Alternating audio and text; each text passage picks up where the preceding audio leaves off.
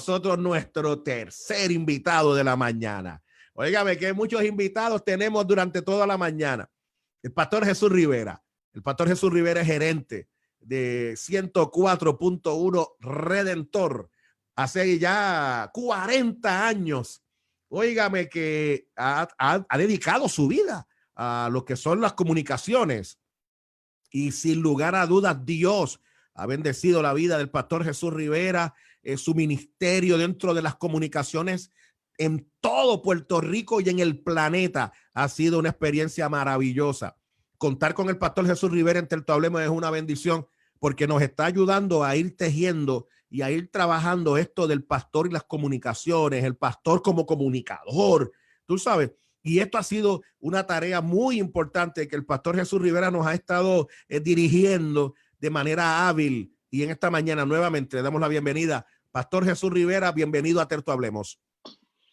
Saludos, Pastor Jesús Semirey. Qué bendición poder estar nuevamente contigo y con la audiencia de Terto Hablemos en este proyecto. Así que una bendición y un saludo para todos los hermanos y hermanas que nos puedan estar siguiendo y que nos van a ver, ¿verdad? Posteriormente a través de las plataformas donde se coloca este contenido. Les saludamos con mucho cariño y esperamos que el Señor les esté bendiciendo de manera grande y poderosa, amén, porque los que estamos en Cristo, amén, no tenemos temor de ningún mal, porque el Señor nos acompaña y está con nosotros como poderoso gigante.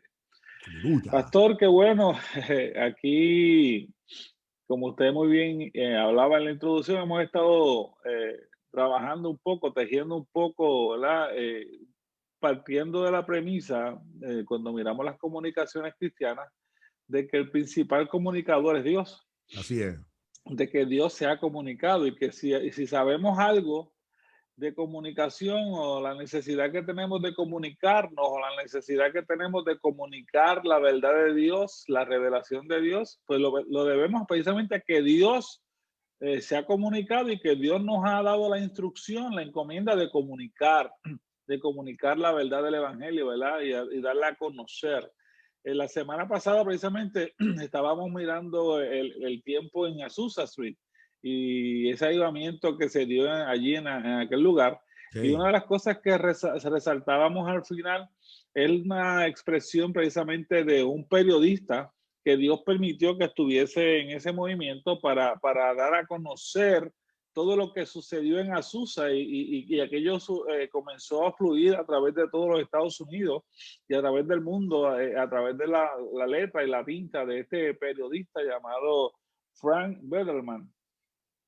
Y la última cita que se dice aquí sobre Frank Bederman, que decíamos la semana pasada, es que el poder de la prensa religiosa es uno de los legados perdurables de la calle Azusa. O sea, ese poder de la prensa, y yo lo ampliaría a ese poder de las comunicaciones cristianas, es uno de los legados perdurables de lo que sucedió en la calle Azusa a partir del año 1906 en ese gran avivamiento. Y hoy vamos a tratar de mirar un poco a Puerto Rico, vamos a mirar un poco la llegada de ese avivamiento, la llegada de esa experiencia a Puerto Rico. Porque obviamente el evento de la calle Azusa no se quedó en Los Ángeles, California, sino que Dios lo movió alrededor del mundo. Y fíjate que es interesante que precisamente luego de este avivamiento hay un historiador pentecostal que se llama Roberto Domínguez. Y Roberto Domínguez recoge todo lo que es la vida, la experiencia y el otro trabajo de los grandes principales y primeros ministros y misioneros que sembraron la semilla del evangelio pentecostal no solo en Puerto Rico, sino en todo Latinoamérica. En este singular trabajo de nuestro hermano Roberto Domínguez se da a conocer a algunos de los líderes pioneros que se atrevieron a ir más allá de las paredes del templo, de los megáfonos, de los altoparlantes, e incursionar en los medios de comunicación social, especialmente las ondas radiales, y utilizar las plataformas disponibles que tenían de comunicación, como la radio que estaba surgiendo, claro, como los periódicos, la revista, para dar a conocer este mensaje pentecostal. Uno de los principales líderes que Dios usó en Puerto Rico fue precisamente Juan L. Lugo, ¿verdad? Para traer el avivamiento pentecostal a Puerto Rico. Lugo era un emigrante puertorriqueño que se había movido a Hawái a principios del siglo XVIII, 1900, para trabajar allá recogiendo productos agrícolas en Así es. el área de Hawái. Y es interesante porque unos misioneros que salen precisamente del movimiento de la calle Azusa van rumbo hacia Japón para predicar el evangelio en Japón y hacen una escala en Hawái. Y estando en Hawái, allí obviamente predican, aprovechan y predican el evangelio pentecostal y obviamente uno de los que se convirtió allí, primero se convirtió la mamá de Juan L. Lugo y luego Juan L. Lugo mismo se convierte al Señor en el 1913. O sea, Azusa ocurre en 1906. Sí. Ya estamos mirando que 7 años después estamos viendo ya un fenómeno donde ya están saliendo misioneros a predicar este evangelio pentecostal. Y Juan L. Lugo, un joven que había salido de Puerto Rico siendo un niño para ir con su familia a Hawái a ganarse la vida, porque estábamos hablando de cómo la depresión, los problemas económicos en Puerto Rico, la gente estaba muriendo de hambre, o sea, había una hambruna bien terrible en ese primer siglo. Recordemos que en 1898 se da una transición donde el gobierno estadounidense llega, y eso lo vamos a ver un poquito más adelante, y entonces comienza esa transición a la salida del gobierno español, la entrada del gobierno americano, todos los revolú de la guerra, los problemas que había, y hay una hambre bien fuerte. Además de eso, llegaron algunos fenómenos atmosféricos, algunos huracanes que también afectaron mucho Devastaron la isla. a nuestra isla, sí, y por ahí Devastaron. hubo también un terremoto que fue parte Así de eso es. que ocurrió por el Sano Oeste, por la zona oeste, la zona de Mayagüez. Fíjate que el hermano Juan L. Lugo, el pastor Juan L. Lugo, tras ser ordenado ministro por el Concilio de las Asambleas de Dios en Nueva York, viene a Puerto Rico en el vapor Carolina. El vapor Carolina, estamos hablando de un barco, ¿verdad? Obviamente en ese tiempo lo que había eran barcos para poderse mover, así que él llega a Puerto Rico el 30 de agosto de 1916 y viene en este transporte, en este barco que se llamaba el vapor Carolina. Al día siguiente de ese día 30 de agosto de 1916, Juan L. Lugo decide ir a reunirse con Martín Travieso. Martín Travieso era el gobernador interino de la isla y él le pregunta si puede predicar el evangelio libremente en Puerto Rico y se le dice que sí. Se le dice que puede predicar al aire libre y que puede predicar en las esquinas de las calles, inclusive en las plazas públicas y en los parques. Así que ahí estamos viendo, Pastor Semire, un dato interesante e importante, porque si nosotros tenemos actividades evangelísticas hoy, si la iglesia por cerca de 100 años ha predicado ya más de 100 años, Más de 100 años. el 2016 fue que se celebró el centenario de Pentecostés en Puerto Rico. Si la iglesia especial... ¿Ah? El Redentor hizo un evento de esto. Y estuvimos ahí. Sí. O sea que entonces, si esa forma de predicación libre, espontánea, en las calles, en los parques, las actividades evangelísticas, hasta hoy la tenemos, es precisamente por esta gestión que hizo Juan L. Lugo, donde se le permitió por primera vez, porque fíjate que aquí y vamos a hablar un poquito sobre las iglesias históricas, habían llegado ya, obviamente el catolicismo estaba aquí, las iglesias históricas habían llegado algunos 16, 17 años antes, y ahora llega el pentecostalismo con otra forma de evangelizar, con otra forma de hacer, de cumplir la misión, ¿verdad? Luego predicó su primer sermón en la calle que ubica en la parada 18 y medio en Santurce. Esa misma noche Juan L. Lugo predicó allí. El historiador Roberto Domínguez dice que Travieso, el gobernador interino, galantemente le indicó que en Puerto Rico había completa libertad de culto y que podía predicar, usar las esquinas de las calles y si quería las plazas y parques públicos. Lo único que tenía que hacer era solicitar permiso de la municipalidad, ya que indudablemente sería concedido, ¿verdad? O sea, ya estamos viendo ahí ese principio de esa libertad de culto que se desarrolla. De esta forma, el pentecostalismo introduce en la isla un nuevo estilo de predicación evangelística, los cultos y los mensajes al aire libre. Este estilo ha prevalecido en la liturgia pentecostal hasta hoy. Por más de un siglo ya ese el estilo de pentecostal. Vamos a Pastor, la calle. y así ha sido en toda Latinoamérica y en el mundo. Ha Exacto, sido vamos ese a la estilo calle. prevalecido. Vamos a la calle, vamos a predicar. La semana que viene, el martes, estamos Así es, en el hogar del hermano tal. El otro día estamos en una campaña así evangelística, es, ¿verdad? así es, Y, así y es. esa herramienta que mirándolo aquí desde nuestro tema, es una forma de comunicación. O sea, se permite a la iglesia ya no tan solo comunicar su mensaje dentro de una estructura de un templo, sino que se nos permite ir, utilizar unos instrumentos, unos amplificadores, utilizar unos equipos en la calle, montarla, como diría el pastor Jesús Semidey, y estar allí predicando este evangelio libremente, sabiendo que estamos predicando, estamos cumpliendo primero con la comisión, con la misión de ir y predicar el evangelio a toda criatura, y estamos haciendo lo que el Señor nos ha mandado a hacer, y estamos utilizando los instrumentos disponibles para hacer eso. Los medios de comunicación cristianos vinieron a complementar la predicación de la iglesia en los templos, en las calles y en Así los es. lugares públicos. La radio cristiana permite extrapolar la predicación al aire libre al poder transmitir estos cultos en vivo desde los mismos lugares donde se efectúan. Así que ahí miramos entonces cómo, y tú y yo hemos sido testigos de esto, ¿verdad? Cómo hemos hecho tantos remotos, ¿verdad? Cómo hemos logrado que la radio se introduzca, y hemos ido a parques de pelota y hemos ido a actividades multitudinarias y hemos ido a tantos lugares a predicar el evangelio para lograr que las almas puedan ser incluidas en los esfuerzos evangelísticos que llevan a cabo en los templos, las plazas y los parques. Hemos realizado por muchos años los llamados remotos.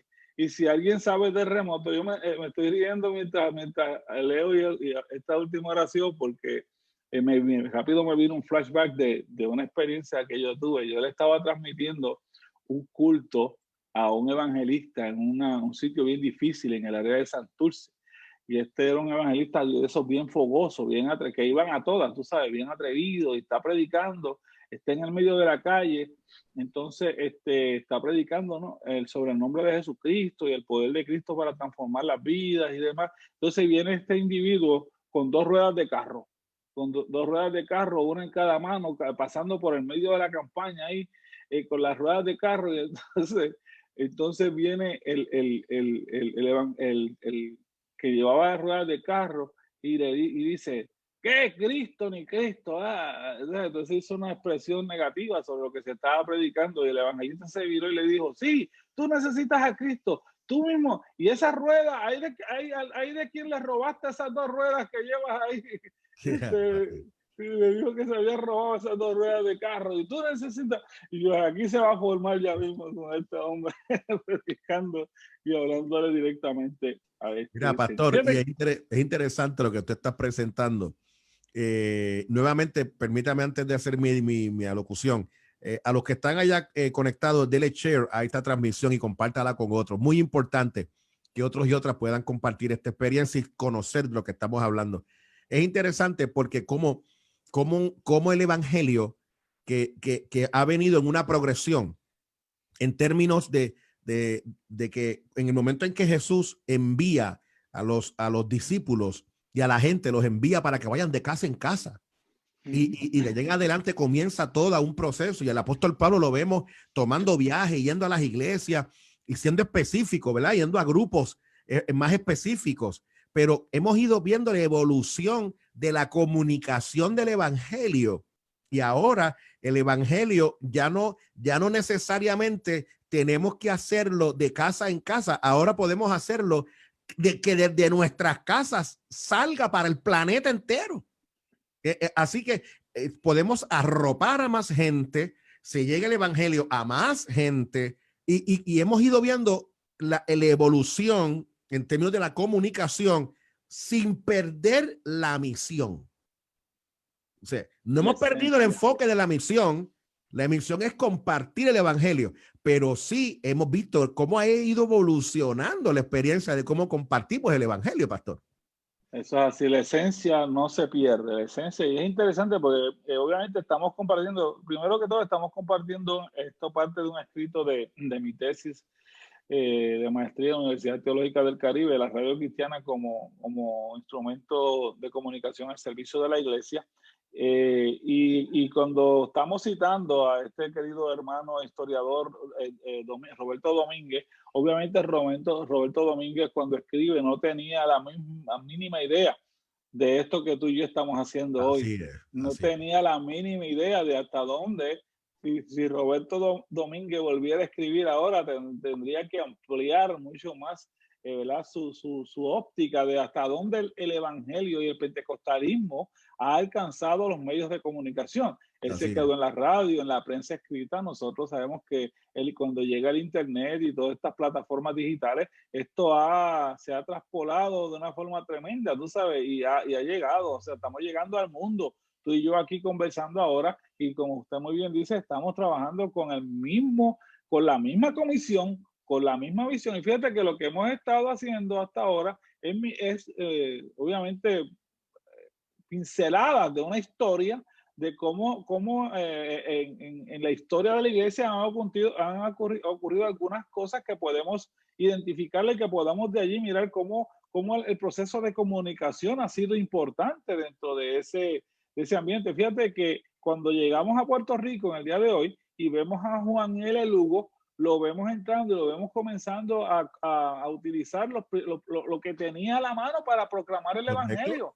Correcto. Y le dice, mira, yo lo único que tengo aquí, le dice al gobernador, yo lo único que tengo aquí para poder predicar el evangelio que me ha sido dado es pararme en una esquina de calle, pararme en una plaza y predicar. ¿Ustedes tienen algún problema con eso? No, no hay problema. Predique el evangelio de Pentecostal. Y ahí comienza nuestro hermano Juan L. Lugo a predicar. Eso lo recoge nuestro hermano Domínguez en sus libros.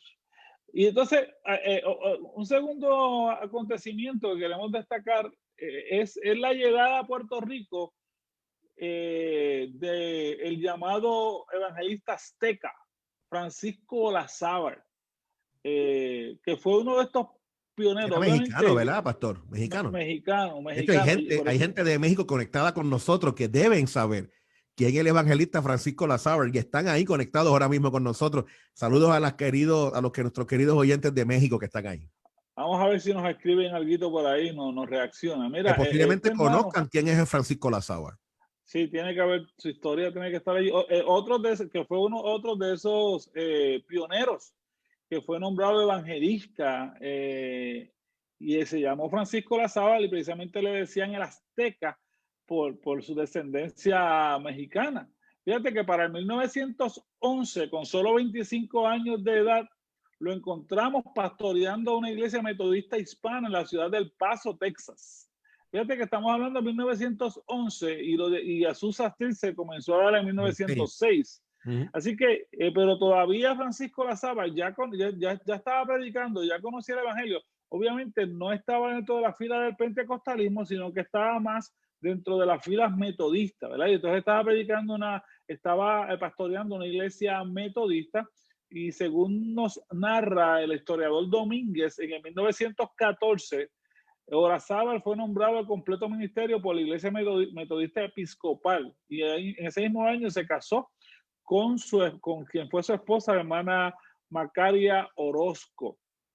Dice que pronto el azteca, como le conocían, entró en contacto con el recién surgido movimiento pentecostal de la calle Azusa en Los Ángeles, California. Esta experiencia cambió su vida. Su teología, miremos esto, cómo podemos diferenciar los movimientos y las estructuras de distintas organizaciones. Aquí lo que va a pasar es que la teología de Olazábal se va a alinear con las doctrinas del movimiento pentecostal en relación a el bautismo en el Espíritu Santo, Ujú. el hablar en otras lenguas, la sanidad divina, la segunda venida de Cristo y la predicación entusiasta del pentecostalismo. Fíjate cómo se hace esa salvedad, ¿verdad? De que esa predicación pentecostal es una predicación entusiasta, ágil, Enérgica. enérgica, con mucha gesticulación, Así es. con mucho afán, con muchos énfasis, ¿verdad? Que se colocan en la predicación pentecostal. Pero lo más importante aquí son los elementos teológicos y los elementos doctrinales del pentecostalismo, de ese pentecostalismo clásico que sale de la calle Azusa, como lo es, volvemos a repetir, el bautismo en el Espíritu Santo, el hablar en otras lenguas como la evidencia de ese bautismo en el Espíritu Santo, la sanidad divina, la segunda venida de Cristo y algunos movimientos como la Iglesia de Dios añaden la santificación, que Correcto. es otro de esas características que va a identificar el movimiento pentecostal y obviamente esa forma de predicar el evangelio. La señora Olazábal, o sea, la esposa de nuestro hermano Francisco Olazábal, fue sanada de un mal que padecía en una pierna y aquello motivó la decisión del presente evangelista y en el poder que demostró el Espíritu Santo y continuó y comenzó a predicar ese evangelio pentecostal. Olazábal llegó a Puerto Rico en 1933 y en sus actividades en Nueva York había hecho amistad con varios ministros de líderes de origen puertorriqueño que residían y pastoreaban allí. Entre ellos el doctor Juan Francisco Rodríguez, JF Rodríguez, fundador del movimiento Defensores de la Fe. Así que Olazábal en su movimiento llega a Nueva York, en Nueva York tiene unas campañas, unas actividades extraordinarias, conoce a algunos líderes de puertorriqueños, dentro de ellos el doctor JF Rodríguez, Juan Francisco Rodríguez, que luego ya todavía no era el fundador, o sea, no había fundado el movimiento. Años más tarde, y a raíz de esta campaña de Francisco Olazábal en el 1933, se desarrolla y JF Rodríguez también levanta lo que se conoce hoy como el movimiento Defensores de la Fe Cristiana. Es precisamente JF Rodríguez, Juan Francisco Rodríguez, quien invita a Azteca, a Francisco Olazábal, a venir a Puerto Rico y dar una campaña. Esto abrió un camino para la primera cruzada evangelística en la isla. La cobertura, mira esto, Pastor Semidey, que esto es lo que estamos tratando de resaltar. La cobertura de medios que recibió la actividad fue un elemento importante para el éxito de aquella cruzada, de aquella poderosa campaña. Para esta fecha habían algunos medios escritos que cubrían y circulaban en la isla y varias estaciones de radio que ya se habían construido. Estamos hablando de 1933. La estación de radio que dio cobertura a la campaña fue WKQ. O sea que en 1933 WKQ transmite en vivo desde la plaza de Río Piedras lo que fue esta campaña. Se dio en la plaza pública de Río Piedras, se montó una carpa poderosa y tuvieron varias semanas ahí predicando el evangelio. Y fíjate, yo recuerdo, Pastor Semidey, una querida anciana de nuestra congregación, ya con el Señor, nuestra hermana Mercedes Cepeda. Nuestra hermana Mercedes Cepeda, una ancianita, siempre me decía, cuando obviamente sabía que yo estaba en la radio y estábamos haciendo el ministerio, me decía, Jesús, yo me convertí al Señor en el 1933 escuchando por radio una campaña del evangelista Francisco Olazábal. Mi familia y yo nos convertimos al Señor. Y estoy hablando de que 10, 15 años atrás esta anciana me está dando este testimonio. Es una mujer, una santa de Dios, una anciana de Dios que hizo un trabajo extraordinario en nuestra congregación hasta que partió con el Señor. Ella murió sirviendo al Señor, bien ancianita ella. Y cómo, fíjate, pastor, cómo ella me podía dar testimonio de que su conversión a Cristo y de su familia y todo este trabajo que ella había ejercido en la iglesia por más quizás de 60, 70 años se debió a que escuchó a través de una emisora de radio que hoy nosotros llamamos secular, como lo es WKQ y las emisoras seculares, así es, el evangelio de Jesucristo a través de la radio. Quizás ella no pudo ir a la plaza de Río Piedra, quizás ella, su familia no pudo llegar allí, porque allí aquello es una cosa extraordinaria, pero sencillamente el hecho de que se pudo ver, se transmitió por radio esta actividad, hizo el efecto de que se convirtieran muchos de estos hermanos al Señor. A estos efectos, Roberto Domínguez expresa: la prensa le dio bastante atención y los reportajes eran indicios de que había mucho interés en la campaña. Habían levantado una inmensa carpa, más de 20,000 personas se congregaron. Wow. Más de 20,000 personas en el 1933, más de 20,000 personas. La radio comentaba constantemente sobre los milagros y las cosas que estaban sucediendo allí. Wow. Fíjate que en la calle, en la plaza pública de Río Piedras, la prensa del país se enteró y los periodistas hicieron acto de presencia, dando lugar a que conocieran la campaña y predicaran, dar cuenta y pudieran dar cuenta de los milagros de sanidad divina que ellos presenciaban estupefactos.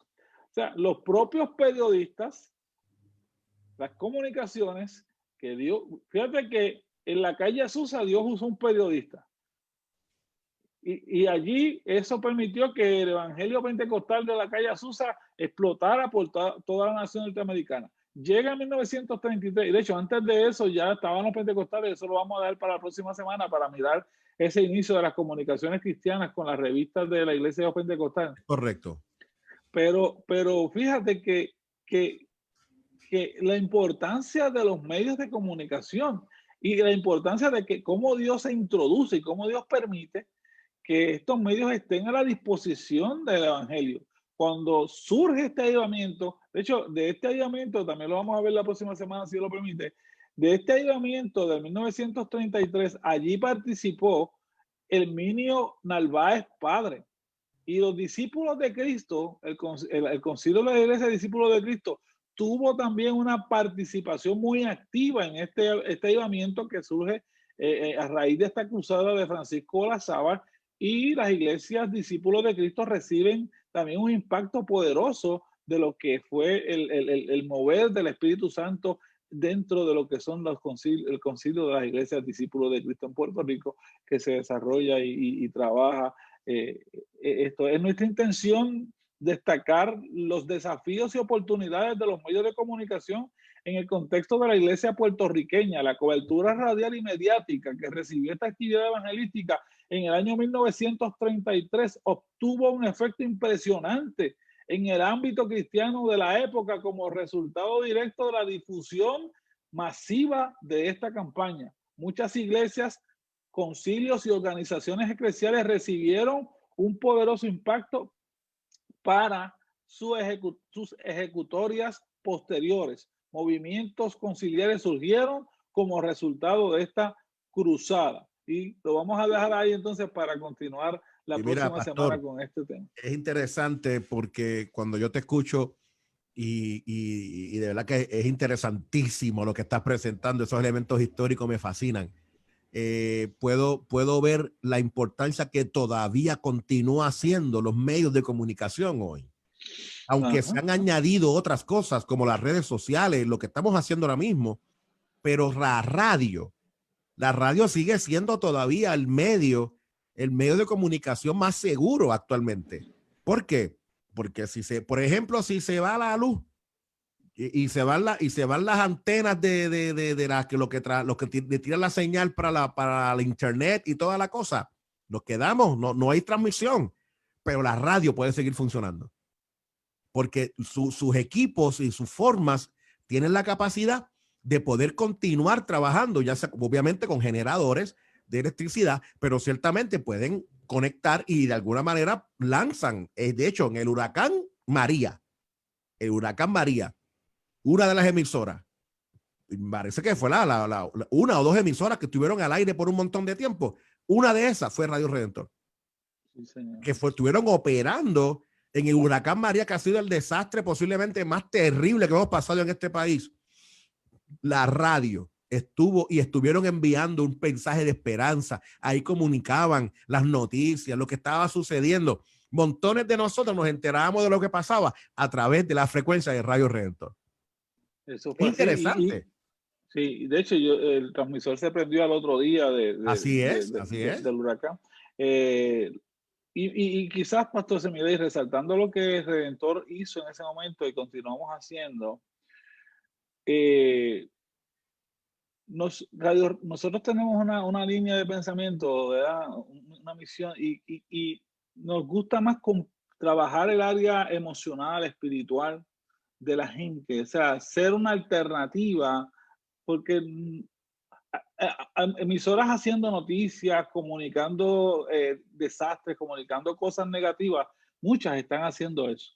Pero nosotros nos hemos tratado de mantener en la línea, de mantenernos llevando ese mensaje de paz, de esperanza, de confianza con la música, porque a veces la gente, y aprovechando aquí que introdujiste esto, a veces la gente dice, pero ¿por qué tanta música?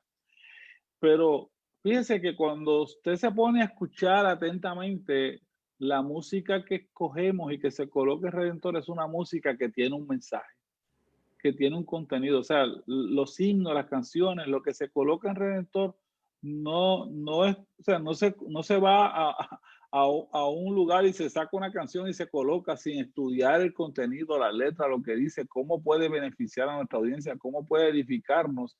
Y eso es parte de un trabajo que es importante que la gente lo vea y lo entienda para poder trabajar con esto. Mira, pastor, el tiempo literalmente se nos ha acabado. Tengo nuestro próximo invitado ya listo para compartir con nosotros, pero me parece que ha sido una conversación extraordinaria y nos quedamos cortos. Me parece que esto hay que seguirlo mirando y la semana que viene seguiremos mirando toda esta experiencia.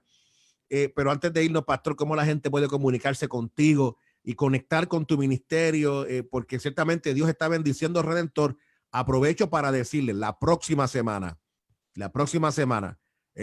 nuestra querida gente de 104.1 Redentor, el 2 y el 3 de septiembre, tendrán un proceso de maratón, ¿verdad?